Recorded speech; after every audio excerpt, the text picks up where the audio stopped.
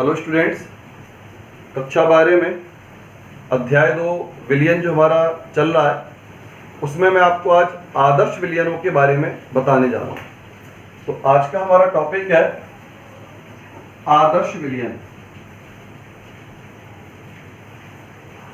आदर्श विलयन। अब बेटा ये आदर्श विलयन का अर्थ क्या है? देखिए, आदर्श विलयनों का अर्थ होता है कोई भी ऐसा विलयन जो किसी भी ताप पर और किसी भी सांद्रता पर राउले के नियम का पूर्णतः पालन करते हैं। आदर्श विलयन का अर्थ होता है ऐसे विलयन जो किसी भी ताप एवं किसी भी सांद्रता पर राउले नियम का पूर्णतः पालन करें, उन विलयनों को आप नाम देते हैं आदर्श विलयन। अब आदर्श विलयन में क्या क्या विशेषताएं होती हैं, हम उन विशेषताओं का यहां पर अध्ययन करने जा रहे हैं। देखिए, आदर्श विलयनों की पहली विशेषता होती है कि विलेय और विलायक के मध्य आकर्षण बल लगभग बराबर होगा विलेय एवं विलायक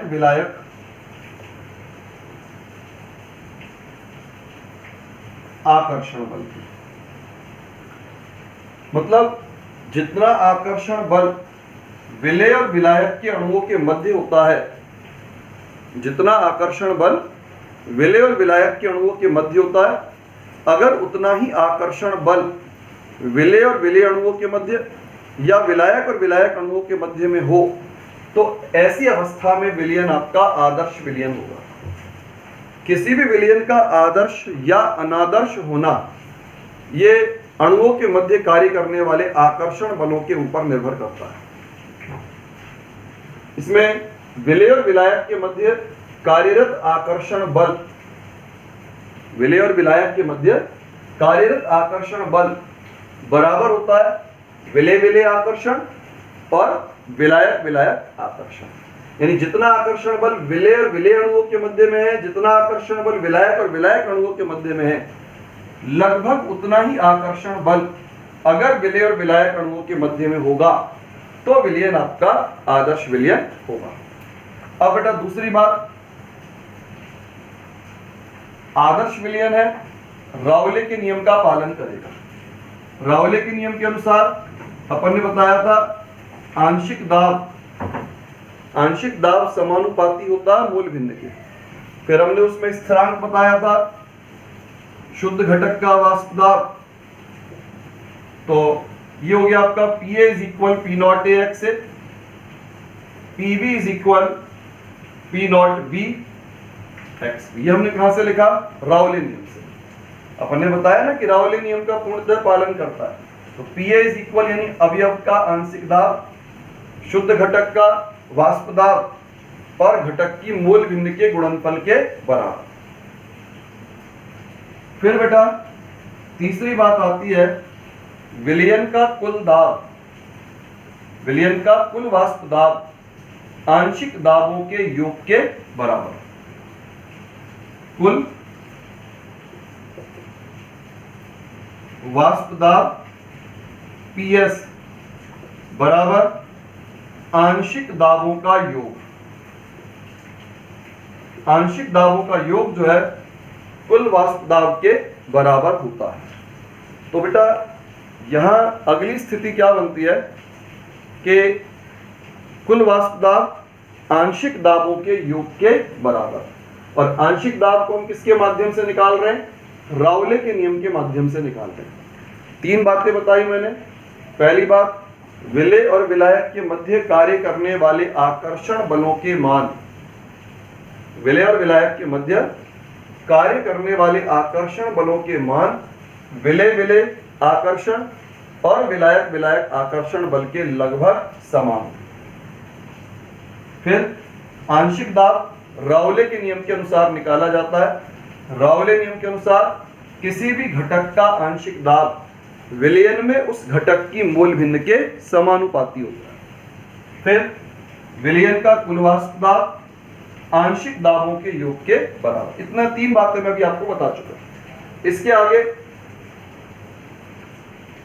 नंबर 4 में जब हम विलेय और विलायक को मिलाएंगे, यानी डेल्टा मिक्सिंग H, जब विलेय और विलायक को मिलाया जाता है तो कोई एंथैल्पी परिवर्तन नहीं होता। विलेय और विलायक को मिलाने पर किसी प्रकार का कोई एंथैल्पी परिवर्तन नहीं होता। कारण क्या है एंथैल्पी परिवर्तन क्यों नहीं होता भाई? क्योंकि आकर्षण बलों में समानता है। विलेय विलायक के मध्य कार्यरत आकर्षण बल समान है विलेय विलेय आकर्षण और विलायक विलायक आकर्षण बलों के। इसके कारण से ना तो ऊष्मा उत्सर्जित होती है और ना ही ऊष्मा अवशोषित होती है। और जब ऊर्जा का या ऊष्मा का ना तो उत्सर्जन हो ना अवशोषण हो तो ऐसी अवस्था में डेल्टा H यानी एंथैल्पी परिवर्तन का मान 0 होता है। फिर अगला बिंदु आयतन परिवर्तन 0। अब बेटा आयतन परिवर्तन का अर्थ क्या है? यहां पर आयतन परिवर्तन का अर्थ है कि विलयन का आयतन विलेय के आयतन और विलायक के आयतनों के योग के बराबर होता है। विलयन का जो आयतन है वो विलेय और विलायक के आयतनों के योग के बराबर होता है। इसको हम यूं समझें कि यदि हमारे पास 10 ml विलेय पदार्थ 90 ml विलायक पदार्थ, तो विलयन का आयतन कितना होना चाहिए? 100 ml। तो आयतन 100 ml अपन ऐसा सोचते हैं कि आयतन 100 ml ही होना चाहिए, जबकि बेटा वास्तविकता में आयतन या तो 100 से ज्यादा होता है या फिर 100 से कुछ कम होता है। यह निर्भर करता है आकर्षण बलों की प्रकृति पर। अगर विलेय और विलायक के मध्य आकर्षण बलों की अधिकता है तो ऐसी अवस्था में अणु पास पास आ जाएंगे, और जब अणु पास पास आ जाते हैं तो विलयन के आयतन में कमी आएगी। कमी आएगी मतलब आयतन का मान जो 100 होना चाहिए था 100 की तुलना में कुछ ना कुछ कम होगा। इसी प्रकार अगर विलेय और विलायक के मध्य आकर्षण बल कम है, विलेय विलायक में आकर्षण बलों में आकर्षण बल कम है, तो आकर्षण बलों के कम होने की अवस्था में आपका जो अणु होंगे उन अणुओं के मध्य दूरियां बढ़ जाती हैं। आकर्षण बल के कम होने की अवस्था में अणुओं के मध्य की दूरियां बढ़ जाती हैं, और जब अणुओं के मध्य की दूरियां बढ़ जाती हैं तो ऐसी स्थिति में विलयन का जो आयतन होगा उस आयतन का मान 100 ml की तुलना में कुछ ना कुछ अधिक हो जाएगा। आयतन का मान 100 ml की तुलना में कुछ ना कुछ अधिक हो जाएगा। ये तो मैंने आपको बात बताई जब आकर्षण या तो ज्यादा है या फिर आकर्षण बल कम है।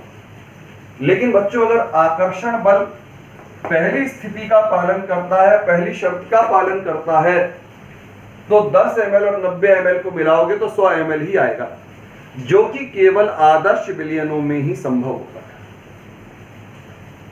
ये बात जो अपन लिख रहे हैं कि 10 ml और 90 ml मिलाएंगे तो 100 ml होगा, यानी विलयन का आयतन विलेय और विलायक के आयतनों के योग के बराबर होगा। ये बात केवल आदर्श विलयनों में ही संभव होती है। सामान्य रूप से आयतन का मान या तो बढ़ जाता है या फिर आयतन के मान में कमी आ जाती है। तो ये बेटा आदर्श विलयनों के लिए ये 5 मुख्य बातें मैंने आपको बताई कि पहली बात, विलेय और विलायक के मध्य कार्य करने वाला आकर्षण बल विलेय विलेय आकर्षण और विलायक विलायक आकर्षण बल के लगभग बराबर होना चाहिए। घटक का आंशिक दाब राउले के नियम की सहायता से ज्ञात किया जाए। घटक का जो आंशिक दाब होगा, आंशिक दाब को हम किसके माध्यम से निकालेंगे? राउले के नियम के माध्यम से हम आंशिक दाब को निकालते हैं। फिर कुल वास्तव दाब का मान आंशिक दाबों के योग के बराबर। फिर विलेय और विलायक को मिलाया जाए तो ना तो कोई एंथैल्पी परिवर्तन होगा और ना ही कोई आयतन परिवर्तन होगा। तो बेटा ये बातें थी आपके आदर्श विलयन। अब आदर्श विलयन में देखिए, अपन जितने भी विलयन देखते हैं वास्तव में एक भी विलयन आदर्श विलयन नहीं होता। वास्तव में आदर्श विलयन का कोई अस्तित्व होता ही नहीं। जितने भी विलयन होते हैं वो सारे के सारे विलयन अनादर्श विलयन या वास्तविक विलयन होते हैं। जितने भी विलयन हैं वो अनादर्श या वास्तविक विलयन होते हैं। कारण क्या है?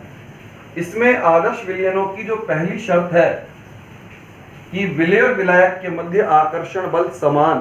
किसके समान? विलेय विलेय और विलायक विलायक के समान। ये शर्त तभी संभव हो सकती है जबकि विलेय और विलायक पदार्थ की संरचनाएं 100% समान। आकर्षण बल जो है जब 100% समान होगा तभी ये सारी शर्तों का पालन होगा। और आकर्षण बल समान तभी हो सकता है जब विलेय पदार्थ की संरचना और विलायक पदार्थ की संरचना एकदम समान हो। बेटा जैसे मान लीजिए हम पानी के अंदर पानी डाल दें,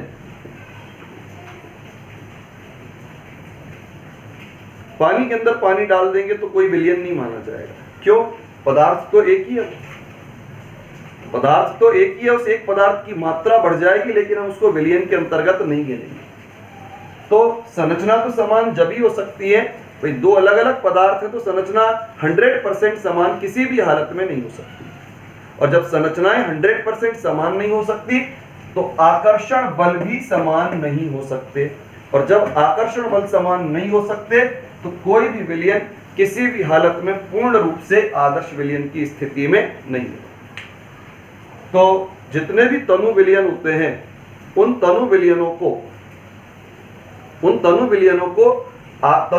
जो होते हैं वो लगभग आदर्श विलयन जैसा व्यवहार करते हैं। आपके दो पदार्थों को मिलाकर के अगर एक तनु विलयन बनाया जाए तो वह तनु विलयन लगभग आदर्श विलयन जैसा व्यवहार दिखाएगा, लेकिन आप उसको वास्तव में आदर्श विलयन नहीं कह सकते। तो उसके लिए भी शर्त होती है कि विलेय और विलायक की संरचना में समानता होनी चाहिए। अगर विलेय और विलायक में संरचना में काफी हद तक 100% समान नहीं हो सकते, अगर विलेय और विलायक की संरचना में काफी हद तक समानता है तभी आपका विलयन आदर्श विलयन जैसा व्यवहार प्रदर्शित करेगा। जैसे हम इसको एग्जाम्पल से देखें। एग्जाम्पल में पहला इसका एग्जाम्पल है मेथेनॉल और एथेनॉल। तो मेथेनॉल और एथेनॉल दोनों ही अल्कोहल हो गए और संरचना लगभग समान है। दोनों में जो अंतर होगा वो केवल CH2 का अंतर होगा। इसी प्रकार नॉर्मल हेक्सेन और नॉर्मल हेप्टेन, नॉर्मल हेक्सेन और नॉर्मल हेप्टेन, इन दोनों की संरचना में भी CH2 का अंतर, कुछ ना कुछ अंतर तो भाई होगा। 100% संरचना समान अलग अलग पदार्थों में नहीं हो सकती। तो जहां संरचना में काफी हद तक समानता है वहां पर तनु विलयनों में आदर्श विलयन जैसा व्यवहार प्रदर्शित किया जा सकता है। इसी तरह जैसे क्लोरोबेंजीन और ब्रोमोबेंजीन, क्लोरोबेंजीन और ब्रोमोबेंजीन संरचनात्मक समान है। फिर आपका एथिल ब्रोमाइड और एथिल क्लोराइड संरचना में काफी समानता है। फिर कार्बन टेट्राक्लोराइड और सिलिकॉन टेट्राक्लोराइड, जहां भी संरचना में समानता होंगी वहां तनु विलयन की अवस्था में विलयन आपको आदर्श विलयन की समान व्यवहार को प्रदर्शित करे। तो आदर्श विलयन का अर्थ क्या हुआ? कोई भी ऐसा विलयन जो प्रत्येक अवस्था में राउले के नियम का पालन करे, किसी भी सांद्रता पर, किसी भी ताप पर राउले के नियम का पालन करे, ऐसे किसी भी विलयन को हम आदर्श विलयन कह सकते हैं। इनमें 5 विशेषता बताई। पहली विशेषता, विलय विलायक के मध्य आकर्षण बल विलय विलय आकर्षण और विलायक विलायक आकर्षण के बराबर होता है। आंशिक दाब का मान राउले के नियम से ज्ञात किया जा सकता है। कुल वास्तव दाब का मान आंशिक दाबों के योग के बराबर होता है। जब विलय और विलायक को मिलाया जाता है तो विलय और विलायक को मिलाने पर ना तो कोई ऊष्मा परिवर्तन होता है और ना ही कोई आयतन परिवर्तन होता है। कारण सबका कारण, इन सारे बिंदुओं का एक ही कारण, इन चारों बिंदुओं का कारण ऊपर का बिंदु आकर्षण बल की समानता। अब बेटा वास्तविकता में अगर हम देखें तो वास्तव में कोई भी विलयन कभी भी 100% आदर्श विलयन हो ही नहीं सकता, क्योंकि आदर्श विलयन तो तब संभव है जब आकर्षण के बल 100% समान, और आकर्षण बल दो अलग अलग पदार्थों में कभी भी 100% समान नहीं हो सकते। तो फिर आदर्श विलयन के हम उदाहरण कैसे दें? लगभग संरचना में जो लगभग समानता रखते हैं, 100% समानता नहीं, जहां संरचना में लगभग समानता पाई जाती है, तो वहां पर तनु विलयन आदर्श विलयन जैसा व्यवहार प्रदर्शित कर पाते हैं। और इस आदर्श विलयन का ग्राफ बेटा मैं आपको द्रव विलयन का जो मैंने आपको ग्राफ बताया था, वही ग्राफ आदर्श विलयन का ग्राफ होगा। इसमें ग्राफ भी है और ग्राफ वही है जो आपने द्रव विलयन के ग्राफ में पढ़ा था। द्रव विलयन का ग्राफ आदर्श विलयन का ग्राफ समान है, तो ग्राफ आपको इसका वहीं से देखना। अब इसके बाद बेटा दूसरी स्थिति आती है अनादर्श विलयन। देखिए अनादर्श विलयन क्या होते हैं?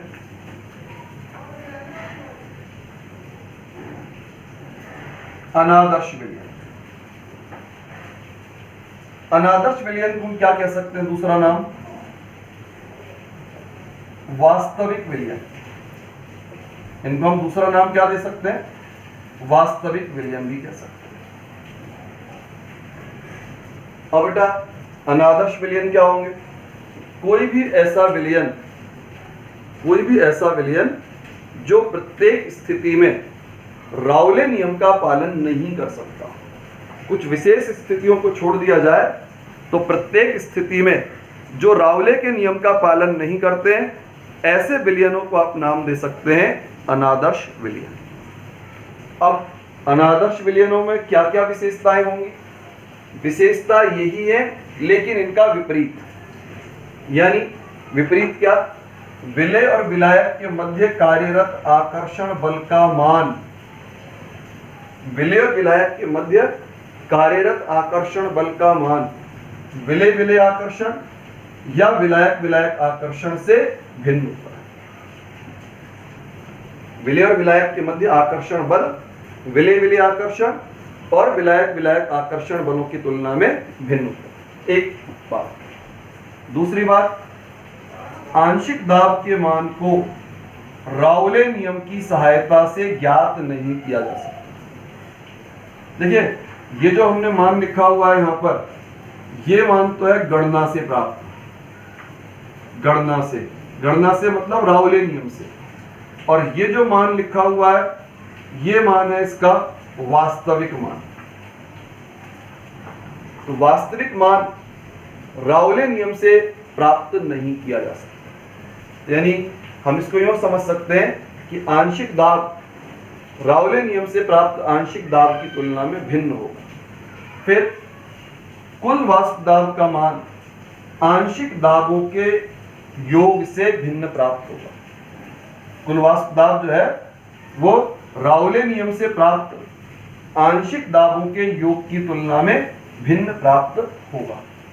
फिर जब विलय और विलायक को मिलाया जाता है तो ऊष्मा परिवर्तन भी होता है और आयतन परिवर्तन भी होता है। ऊष्मा परिवर्तन भी होगा और आयतन परिवर्तन भी होगा। तो कहने का अर्थ ये हुआ कि जो विलयन आदर्श विलयनों से भिन्न व्यवहार प्रदर्शित करता है, अगर कोई भी विलयन आदर्श विलयनों की तुलना में भिन्न व्यवहार को प्रदर्शित करे तो ऐसे किसी भी विलयन को आप अनादर्श विलयन कहेंगे। अगर आदर्श विलयन से भिन्न व्यवहार दिखाया जाए तो हम इसे क्या कहेंगे भाई? अनादर्श विलयन कहेंगे। अब ये अनादर्श विलयन क्या क्या विशेषता रखते हैं? विशेषता आपकी पॉइंट वही है, केवल विशेषता क्या होंगी? विपरीत होंगी। विपरीत कैसे? आदर्श में मैंने आपको बताया कि विलय और विलायक के मध्य कार्य करने वाला आकर्षण बल समान होता है। किसके समान होता है? विलय विलय या विलायक विलायक आकर्षण। तो यहां समान ना होकर के क्या हो जाएगा? भिन्न हो जाएगा। फिर आदर्श विलयनों में आंशिक दाब को राउले नियम के माध्यम से निकाला जा सकता है, लेकिन यहां अनादर्श विलयनों में आंशिक दाब का मान राउले नियम से प्राप्त मान की तुलना में अलग आएगा, यानी बराबर नहीं होगा। फिर कुल वास्तव दाब का मान राउले नियम से प्राप्त आंशिक दाबों के योग की तुलना में भिन्न हो जाएगा। फिर जब हम विलयक और विलायक को मिलाएंगे तो एंथैल्पी परिवर्तन भी होगा और आयतन परिवर्तन भी होगा, और इस परिवर्तन का कारण है आकर्षण में अधिकता या आकर्षण में कमी, क्योंकि विलय और विलायक के मध्य आकर्षण बल या तो अधिक होते हैं या फिर कम होते हैं। आकर्षण ज्यादा है तो भी आपका एंथैल्पी परिवर्तन होगा और आयतन परिवर्तन भी होगा। आकर्षण कम है तब भी एंथैल्पी परिवर्तन होगा और आयतन परिवर्तन होगा। तो इस प्रकार इनको हम कह सकते हैं, यानी कोई भी ऐसा विलयन जो इन समस्त बातों का पालन करता है उन्हें हम क्या मानेंगे? अनादर्श विलयन। अब बेटा अनादर्श विलयनों को भी आकर्षण बलों की प्रकृति के आधार पर दो भागों में बांटा जाता है। आपके अनादर्श विलयन जो है इन्हें आप आकर्षण बलों की प्रकृति के आधार पर दो भागों में बांटेंगे। इसका पहला तो आता है